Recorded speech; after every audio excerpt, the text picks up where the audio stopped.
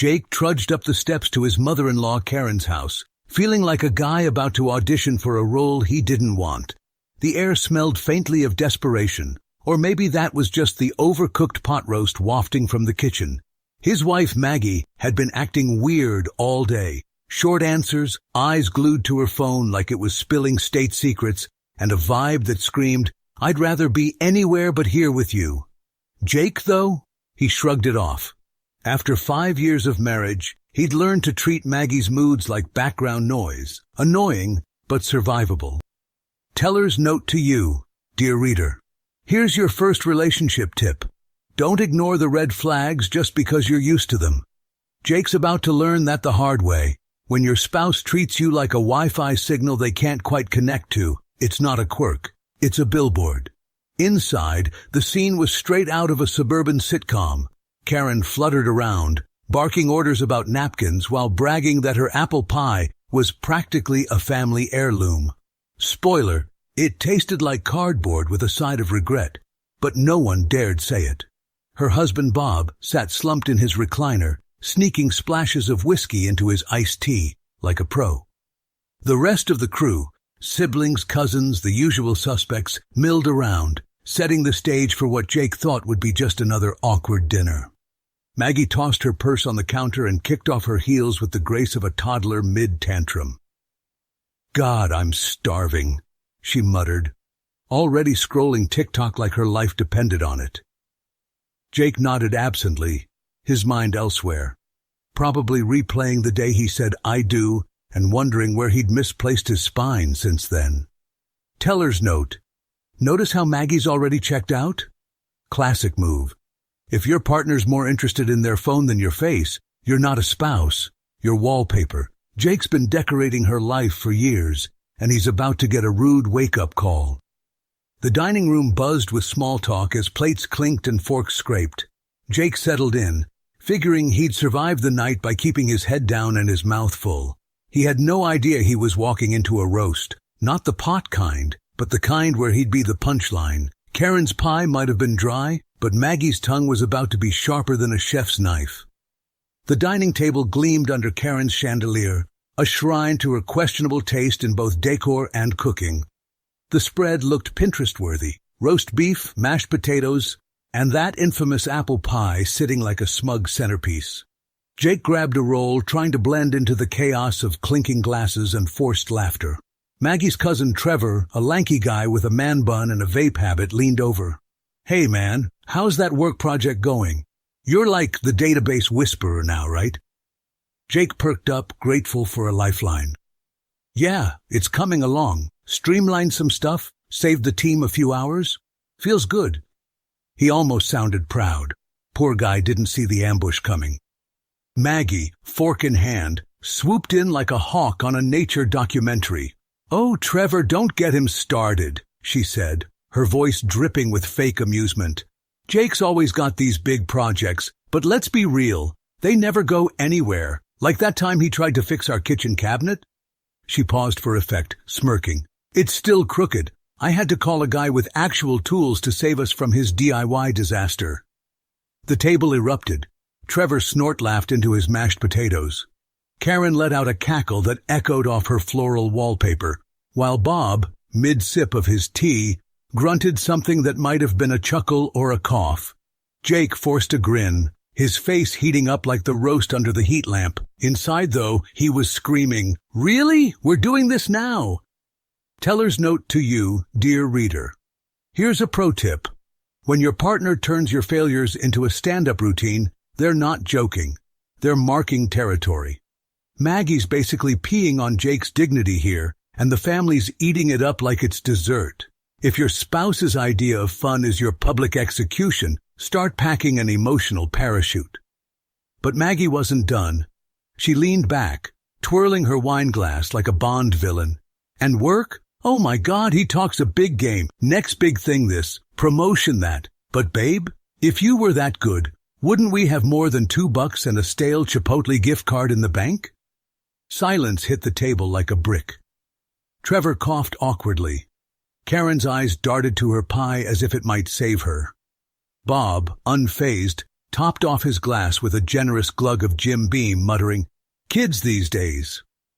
Jake gripped his fork so hard it could have doubled as a murder weapon, but he didn't snap. Nope, he just nodded, took a bite of potatoes, and let the humiliation marinate. Why? Because he knew Maggie wanted a fight. She'd love nothing more than to watch him squirm and prove her point. Teller's note. See this, folks? Jake's playing chess while Maggie's tossing grenades. She wants a reaction. Tears, yelling, something to make him the bad guy. When someone baits you like that, the power move is silence. It's like handing them a mic and watching them bomb on stage. Lesson, don't feed the troll, even if you're married to it. No one stepped in. Not Trevor, not Karen, not even Bob, who was too busy perfecting his whiskey-to-tea ratio to notice the carnage. Jake chewed slowly, staring at his plate.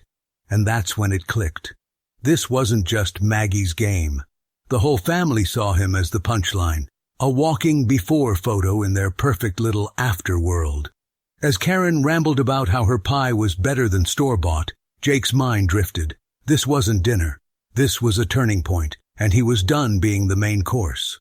Dinner wound down, and the table settled into that hazy, overstuffed vibe where everyone's too full to care, but too buzzed to shut up. Bob had abandoned all pretense, pouring whiskey straight into his glass while muttering about damn inflation. Trevor vaped discreetly under the table, filling the air with a faint strawberry haze. Karen, glowing from 3 glasses of cheap Chardonnay, was holding court, slicing her cardboard apple pie like it was a Michelin star masterpiece. "You know," she said, her voice syrupy with fake nostalgia, "this recipe's been in the family for generations. Better than anything you'd get at Whole Foods." Jake shoveled a dry bite into his mouth, nodding politely while mentally drafting his escape plan. Maggie, meanwhile, lounged in her chair, swirling her wine and smirking at something on her phone, probably a memes about husbands who couldn't fix cabinets. The room felt loose, tongues wagging freer than ever, and that's when Karen dropped the bomb. "So," she said, leaning toward Jake with a conspiratorial grin, "when are you two giving me some grandkids? You've been married, what, 5 years? Clock's ticking, Jake." She winked, like she'd just cracked the code to world peace. Teller's note to you, dear reader. Oh, the classic in-law trap. Nothing says, "I love you," like a passive-aggressive jab about your reproductive timeline.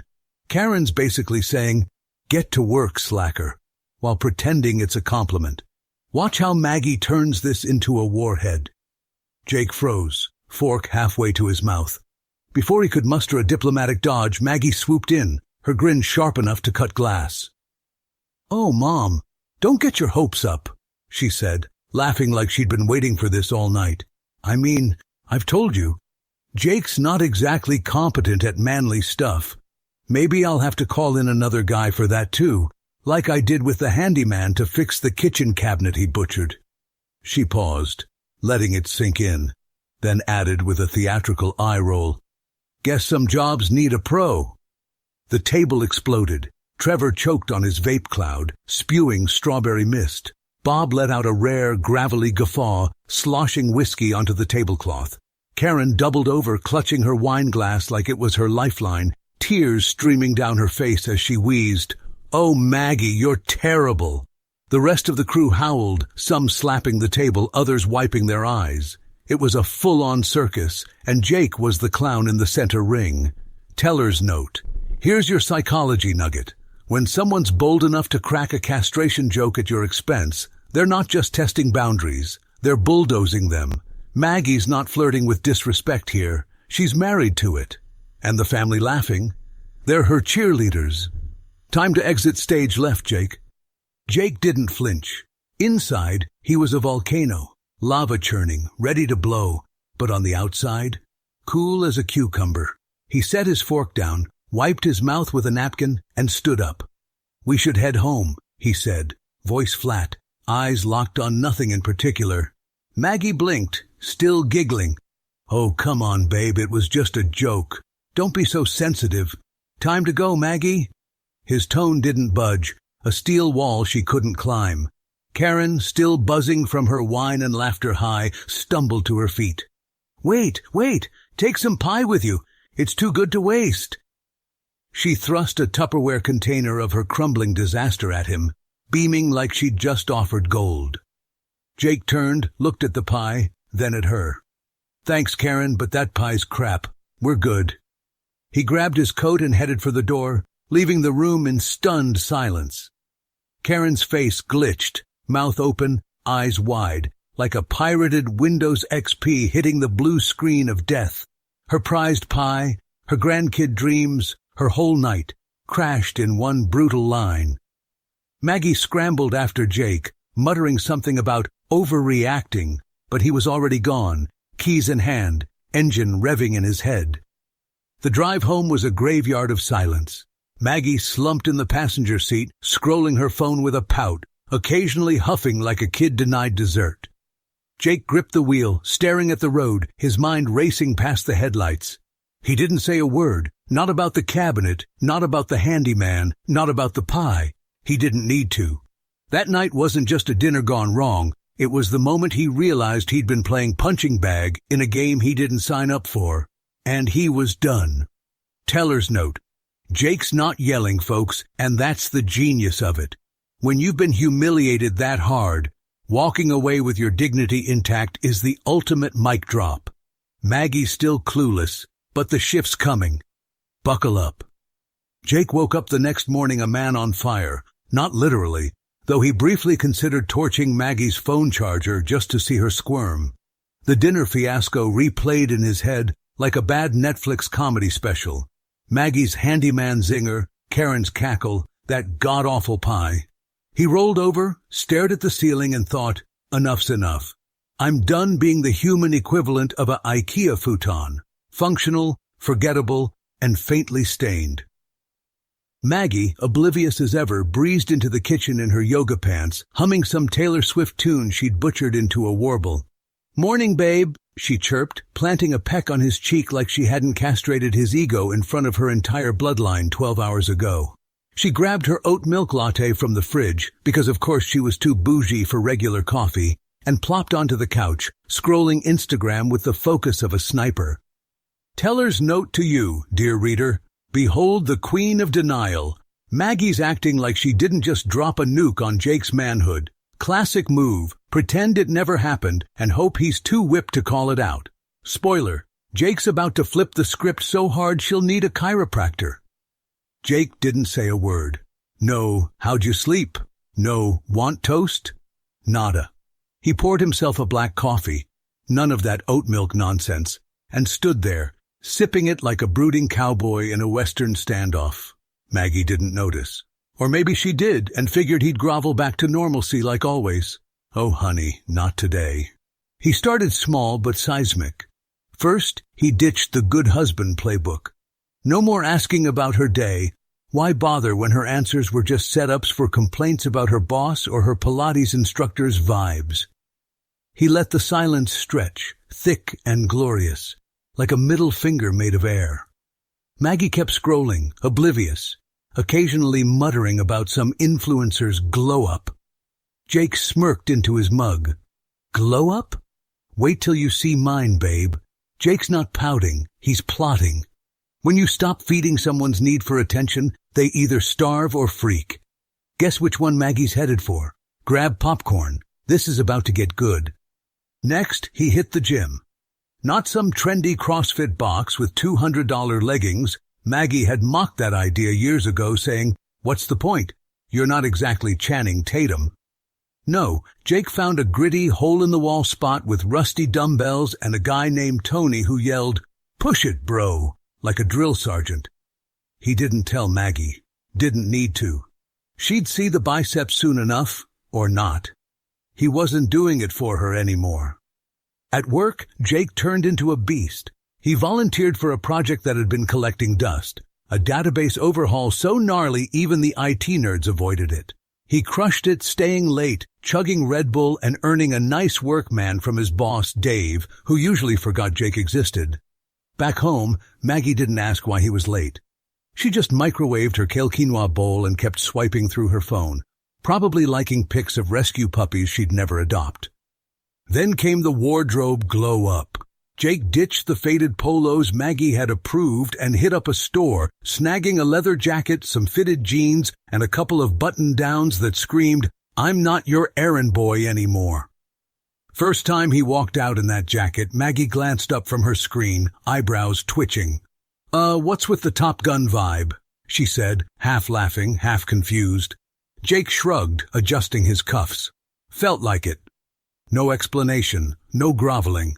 Just pure, unfiltered Jake. Her smirk faltered, but she went back to her phone, muttering, "Whatever." Teller's note. "Oh, she's rattled, folks. Maggie's used to Jake begging for her approval like a dog at the treat jar. Now he's strutting around like he owns the place, and she's got no playbook for this. Relationship 101. When you stop caring what they think, they start caring what you're up to. Buckle up. She's about to notice." The real kicker came Friday. Jake had reconnected with his old crew, Mike and Ryan, guys he'd lost touch with when Maggie decided boys' nights were immature. They'd planned beers at a dive bar with sticky floors and a jukebox that only played Springsteen. As he laced up his boots, Maggie leaned against the doorway, arms crossed, her yoga pants practically glaring at him. "You're going out? I thought we could, Netflix and chill or something." Jake didn't even look up. "Nah, got plans." He grabbed his keys, headed for the door, and left her standing there, jaw slack, like she'd just seen a ghost. Or worse, a husband with a spine. She called after him, "Seriously? You're just gonna—" But he was gone, the door clicking shut behind him. Outside, the air hit his face, crisp and free. He cranked the radio, Springsteen naturally, and grinned. Maggie could scroll her night away, texting her group chat about how weird he was acting. Jake didn't care. For the first time in years, he was living for him, and it felt like he'd just busted out of a prison made of sweatpants and oat milk. Teller's note. Did you feel that, readers? That's the sound of Jake kicking the doormat life to the curb. Maggie's scrambling, but she's too late. The train's left the station, and Jake's driving it straight into Badassville. Next stop, her panic mode. You won't want to miss this. Maggie didn't sleep well after Jake ditched her Netflix and chill ploy. She tossed and turned, her yoga pants wrinkling in protest, while visions of her husband in that leather jacket haunted her like a ghost who'd learned to accessorize. By morning, she was a mess. Hair in a sloppy bun, oat milk latte forgotten on the counter, now curdling into a sad beige puddle. Jake, meanwhile, strutted into the kitchen, whistling Sweet Caroline like he'd just won the lottery. He brewed his black coffee, grabbed a bagel, and didn't even glance her way. When your partner stops orbiting you, you either adapt or implode. Guess which one Maggie's picking? She tried to play it cool at first. "So, fun night with the guys?" she tossed out, leaning against the fridge like a casual Instagram model mid-photo shoot. Jake bit into his bagel, chewed slowly, and shrugged. "Yep, good beer, good tunes. You'd hate it." Then he grabbed his gym bag, now a permanent fixture, and headed out, leaving her with nothing but the echo of his boots on the hardwood. Maggie's radar pinged hard. For years, Jake had been her loyal satellite, circling her every whim, ready with a "How was your day?" or a "Need anything?" Now? He was a rogue planet, orbiting his own damn sun. She squinted at the door, then at her phone, texting her group chat. "Jake's being weird. Thoughts?" The replies rolled in. "Maybe he's stressed? Menopause early?" But none stuck. She needed answers, and fast. Teller's note. Here's a gem, folks. When you've treated someone like a background character in your movie, don't be shocked when they rewrite the script. Maggie's texting her posse like it's a war council, but Jake's already winning the battle she didn't know started. She upped her game. That night Jake came home late, sweaty from the gym, jacket slung over his shoulder like he'd just filmed a cologne ad. Maggie was waiting, perched on the couch, phone down for once. "You've been out a lot," she said, voice tight, like a yoga instructor mid-plank. Jake dropped his keys on the counter with a clink. "Yeah, keeping busy." He didn't elaborate, just headed for the shower, leaving her stewing in her own oat milk latte vibes. Next day, she pivoted to recon. Jake was tying his tie, new, sleek, not one of her hand-me-down approvals, when she caught him in the mirror. "Where you off to looking like that?" she asked, forcing a laugh that sounded like a car with a dying battery. "Work," he said, smoothing his collar. "Got a meeting. Dave's impressed with the database thing." Her eyes narrowed. Dave? Who the hell was Dave? She hadn't heard that name in years, probably because she never listened when Jake talked shop. Teller's note. "Oh, Maggie, you sweet, clueless soul. Jake's not just dressing better, he's living better, and you're too late to the party. Pro tip. If you only notice your partner when they stop needing you, you've already lost the RSVP." Then came the desperation play. Friday rolled around, and Jake had plans again. Mike and Ryan, round 2, this time with wings and a darts tournament at the bar. As he grabbed his wallet, Maggie swooped in, all smiles and sudden sweetness. "Hey, babe, let's do something this weekend. Dinner, maybe that new sushi place? We haven't hung out in forever." Her voice was syrupy, but her eyes screamed SOS. Jake paused, looked at her like she'd just suggested skydiving without a parachute. "Can't. Already got plans." He zipped his jacket, zip, the sound of her world crumbling, and headed for the door. Maggie's facade cracked. "Wait, what plans? With who?" He turned, smirking just enough to twist the knife. "Friends. You wouldn't know 'em. You've been too busy swiping right on rescue dog pics." And he was gone, leaving her gaping like a fish on a dock. That night, she lost it. Jake rolled in at midnight, Springsteen still ringing in his ears, to find Maggie pacing the living room, yoga pants swapped for sweatpants, full crisis mode. "Okay, what's your deal?" she snapped, arms flailing. "You're never here. You're dressing like some wannabe rock star disappearing with friends. What's going on, Jake?" He leaned against the wall, cool as ice. "What's going on? I'm living, Maggie. You should try it sometime." Her mouth flapped open, then shut. She had no comeback, none that worked on this new Jake anyway. He walked past her to the bedroom, leaving her to stew in the wreckage of her own making. Teller's note.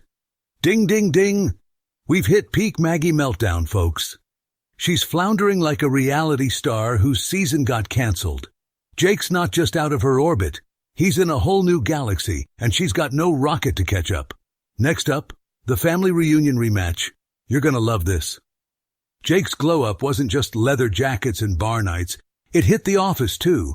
That database project he'd tackled turned out to be a goldmine. Monday morning, his boss Dave called him in, all grins and coffee breath. "Jake, man, that overhaul, freaking brilliant. Saved us a week's worth of headaches. You're killing it." Dave clapped him on the shoulder, expecting Jake to blush and mumble a, "Thanks, boss," like the old days. But this wasn't old Jake. Meek, modest Jake, who'd let Dave pay him peanuts while the other IT guys raked in raises. Back then, Jake was the quiet workhorse, too shy to ask for more, even though his code kept the company's servers from imploding. Dave loved it. Cheap talent, no complaints, not anymore. New Jake straightened up, looked Dave dead in the eye and said, "Glad you think so. I want a raise. 15% minimum. I've earned it." Dave's grin froze, then melted into a squirm. Well, you know, budget's tight right now. Economy's shaky. Maybe next quarter?" He fumbled, hands fidgeting with a stapler like it might save him. Jake didn't blink. "Cool. I'll start looking for something better then. Plenty of places need a guy who can unfuck a database in a week." He turned on his heel and walked out, leaving Dave gaping like a trout on a hook. By noon, Jake had 3 LinkedIn messages from recruiters. Turns out word travels fast when you're good and done with bullshit. Teller's note to you, dear reader. Behold the spine of steel. Old Jake would have nodded and taken the crumbs. New Jake? He's rewriting his paycheck and his life. Lesson here.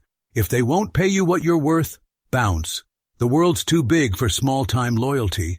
That night, Jake rolled home, still buzzing from his power move.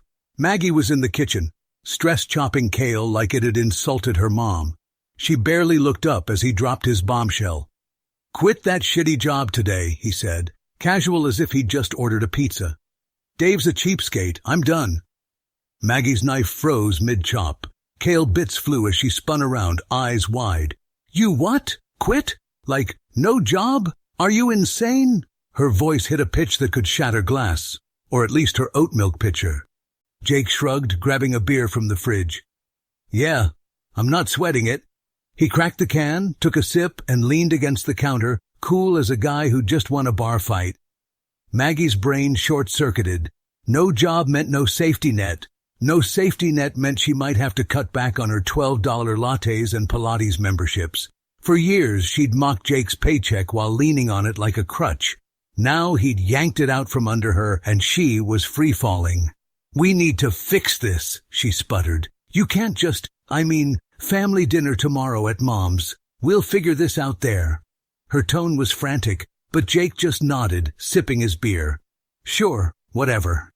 Teller's note, ding-dong, panic's calling. Maggie's not worried about Jake. She's worried about her lifestyle. When the ATM you married starts malfunctioning, you don't fix it. You guilt-trip it. Watch her drag him to Karen's like it's a UN summit. The next night, Karen's house was its usual circus. Bob nursed a whiskey tea, muttering about gas prices. Trevor vaped mango mist, nodding to some podcast in his earbuds. Karen paraded around with a new dish. Burnt mac and cheese she swore was artisan, while the family buzzed with small talk. Jake walked in, leather jacket on, confidence dialed to 11. He wasn't the wallflower anymore. He greeted Bob with a firm handshake, cracked a joke about Trevor's vape. What's that, dessert or deodorant? And even complimented Karen's mac and cheese, though he whispered to her, tastes like a tire fire. Maggie hovered twitchy, clinging to his arm like a life raft. She'd gone full Stepford wife, touching him, laughing too loud at his quips, trying to stake her claim. Then Trevor, bless his clueless soul, sparked the fire. Heard you're crushing it at work, Jake. Boss must love you. Jake grinned, leaning back. Used to. Quit yesterday. Told Dave to shove his budget excuses where the sun don't shine. Trevor whooped, fist-bumping him. Hell yeah, man, that's badass. Maggie stiffened, her fake smile cracking. Karen, catching the vibe, swooped in. Oh, Jake, that's wonderful. We always knew you had potential. Her tone was syrupy, but her eyes flicked to Maggie, who looked like she'd swallowed a lemon. Maggie couldn't hold it. Yeah, potential, she snapped, forcing a laugh. Too bad he couldn't keep a job longer than a New Year's resolution. It was a jab, a desperate clawback to the old dynamic where she ruled and he shrank. Jake didn't flinch. He turned to her, slow and deliberate, his smirk a loaded gun. Difference is, Mags, I stopped listening to people who think I'm only good for unclogging their drains, or their egos. The room went dead. Trevor coughed into his vape. Bob froze, whiskey halfway to his lips. Karen's mac and cheese spoon clattered onto the table, splattering orange sludge. Maggie's face went red, then white. Jake turned back to Trevor, picking up the convo like she hadn't spoken. Anyway, got a couple interviews lined up. Big stuff. For the first time, Maggie was the one fading into the wallpaper, and she hated it. Teller's note. Jake's not just winning, he's rewriting the game. Maggie's little jab, a pebble against a tank.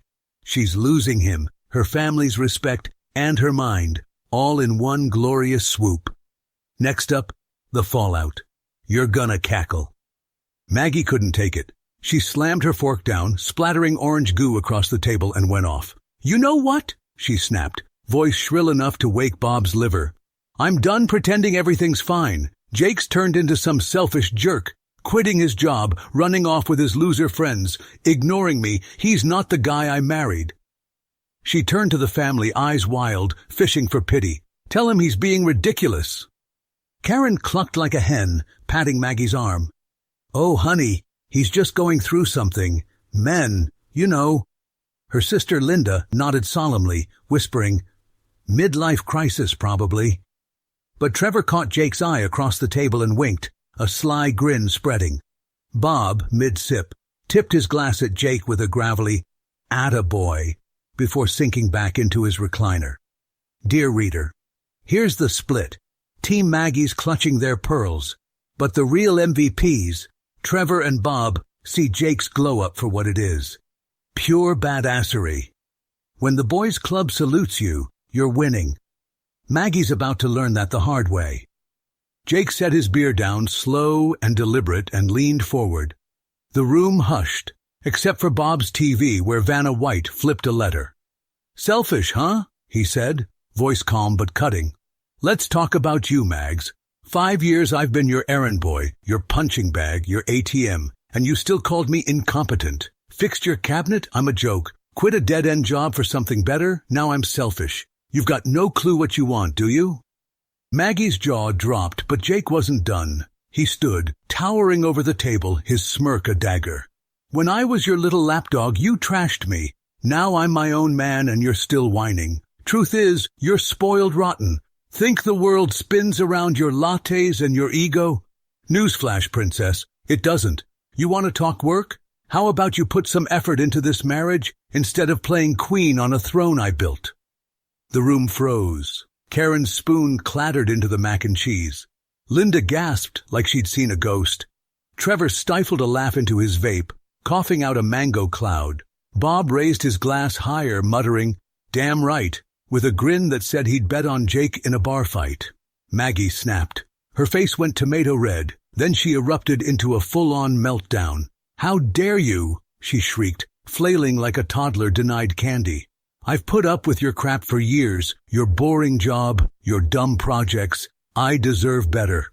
She grabbed a napkin, sobbed into it, then threw it down, stomping her foot so hard the table rattled. It was absurd, snotty, loud, a tantrum fit for a reality TV reject.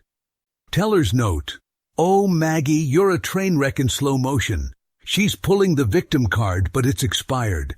When you've spent years kicking a guy down, don't cry when he stands up taller than you. This is peak clownery, and Jake's about to steal the circus." Jake watched her flail, arms crossed, unimpressed. Then he laughed, a low, dark chuckle that cut through her wails like a chainsaw. "Why'd I marry you?" he said, shaking his head. "Hell if I know, but I'm fixing that mistake. We're done, Mags. Every man for himself now." He grabbed his jacket, slung it over his shoulder, and turned to the door. Maggie's sobs hitched. What do you mean, done?" she screeched, but he didn't look back. Trevor shot him a two-finger salute, grinning like a proud wingman. Bob toasted the air, whiskey sloshing, and rasped, "Go get 'em, kid." Karen and Linda clutched each other, whispering about counseling, but Jake was already gone.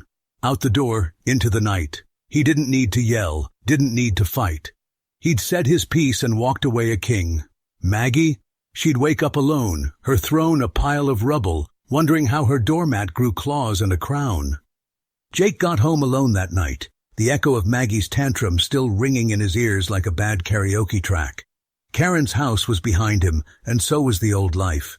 He cracked a beer, flopped onto the couch, and savored the silence. No whining, no oat milk spills, just him and the hum of freedom.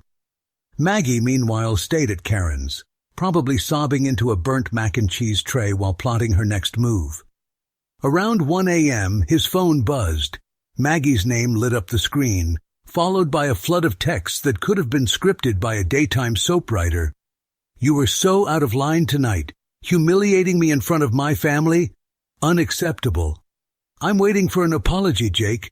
You owe me that much after acting like a total jerk. This isn't how a husband behaves. Fix this." Jake snorted, scrolling through her novella of self-pity. He tapped out a reply, fingers dancing with sarcasm. "Sorry you're upset, Mags.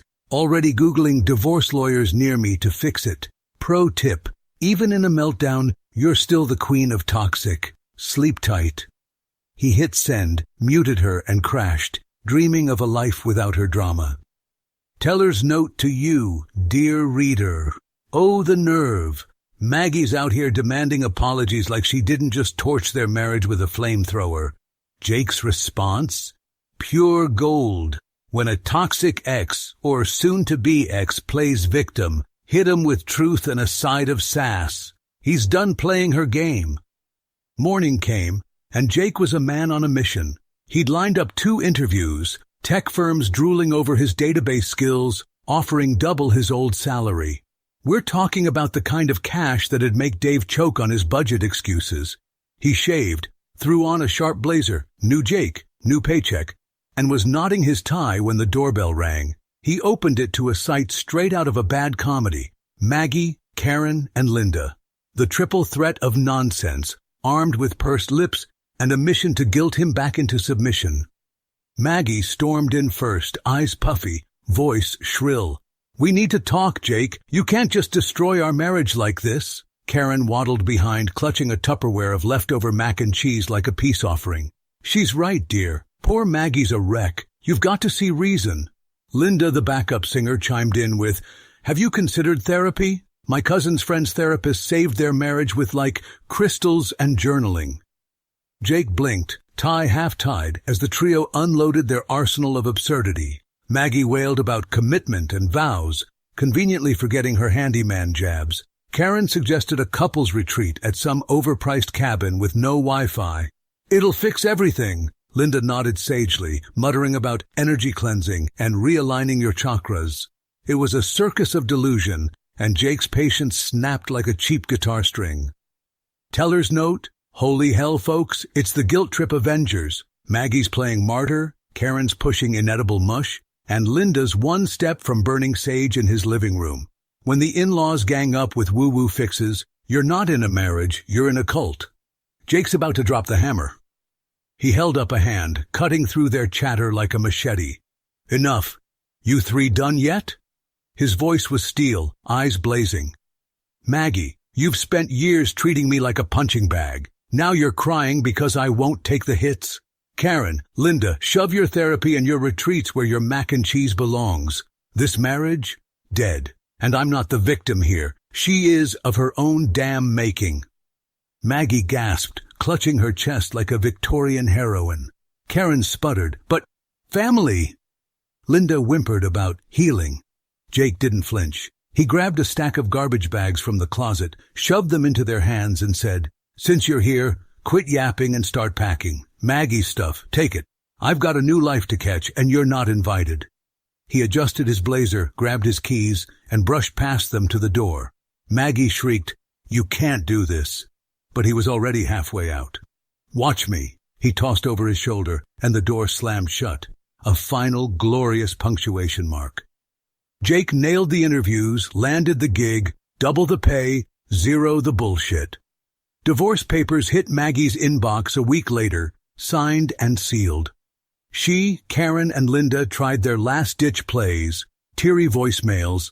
Think of the family emails, even a handwritten note from Linda about soul contracts. Jake didn't budge. He moved into a slick new place, toasted his freedom with Mike and Ryan, and left Maggie's drama in the dust. She could keep her throne. He was busy ruling his own kingdom. "Hey, you guys, before you jump in the comments yelling, 'Jake was such a wimp. What a pushover. Took him forever to grow a pair.' Hold up and listen to some gritty details from Jake's backstory. This ain't just a tale of a dude ditching his naggy wife. It's a freaking odyssey of a man breaking chains he didn't even know he was wearing. Jake grew up without a dad. Poof, gone before Jake could tie his shoes. What he did have was a mom straight out of a control freak handbook. Picture this. An anxious, hovering woman who saw the world as a minefield and Jake as her little soldier to micromanage. She crushed his will like a steamroller over a soda can, banned him from rough and tumble pals. They're dangerous, Jacob. Drilled into him to be meek, obedient, quieter than a mouse in a library. Don't make waves. Don't fight back. Keep your head down. That was her gospel. But Jake? Deep down, he was a rebel, itching to bust loose. He'd sneak out, pull pranks, talk back, tiny sparks of defiance. Then Mom would hit him with the guilt trip. "You're stressing me out, you're ungrateful, I'm disappointed." Cue the shame spiral, and back to Nerdsville he'd go. So yeah, Jake grew up a straight A, glasses-wearing bot, polite, useful, the guy who'd carry your books and apologize for it. He had a couple buddies, Mike and Ryan, the OGs, who'd crack him open like a beer can, letting the real Jake out. Loud, cocky, free. But then, boom. Mom died in a freak accident when he was 22. Car crash, wrong place, Wrong time. Jake crumpled. He blamed himself. If I'd been better, less trouble, maybe she'd still be here. And that guilt glued him right back into the good boy mold. Enter Maggie, stage left, right when Jake was at his lowest. She swooped in like a vulture on fresh roadkill, snagging the reins Mom left behind. Same game, different player. Control, criticism, keep him small. Only Maggie wasn't just overbearing. She was sloppy, entitled, a brat who'd whine to her family about Jake like he was a broken toaster. Where Mom guilted him into submission, Maggie mocked him into it. And Jake, stuck in his old wiring, played along. He'd been trained to take it, to be the nice guy who doesn't rock the boat. Psychologically, he swapped one jailer for another, except this one wore yoga pants and sipped oat milk lattes. Dear reader, see the pattern? Jake wasn't weak. He was programmed. Years of yes ma'am from Mom set him up to nod at Maggie's bullshit. It's like he was a robot stuck on obedient mode until the system crashed. And boy, did it crash hard. That dinner, the cabinet jab, the handyman quip about kids lit the fuse. Maggie didn't just poke the bear, she kicked it awake. Something primal snapped in Jake. That night, humiliated in front of her clan, he didn't just get mad, he woke up.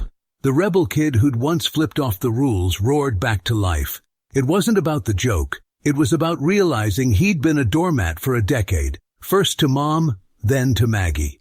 And he was done. That spark? Pure masculine energy, baby. Jake didn't plan it. He felt it. Suddenly he craved control, not hers, but his own. He hit the gym, ditched the job, told Maggie where to shove it, not because he read some self-help book, but because his soul said, I'm a man, damn it, and I run this show. It was a miracle, really. Most guys stew in toxic crap for years, thinking it's normal, or their fault. Jake? He lucked out with a rage-fueled epiphany. And check this. The second he flipped that switch, life clicked. New job. Double the pay, triple the respect. Divorce. Swift. No baggage. Maggie held him back like a rusty anchor. Once he cut loose, he soared. She was too busy playing princess to see his potential, but he saw it, grabbed it, and ran. Trevor and Bob got it, winking at a king reclaiming his crown. Maggie. She's still crying to Karen, wondering why her throne's empty. Here's the takeaway, folks. Jake's no fluke. He's proof. You can be crushed, molded, guilted into a shell, but that fire inside, it doesn't die. One good shove, like a bitchy wife's bad joke, can light it up. Jake's a damn phoenix. Respect the man who rises. If you enjoyed the story, please subscribe to the channel. I wish you a great mood and good luck.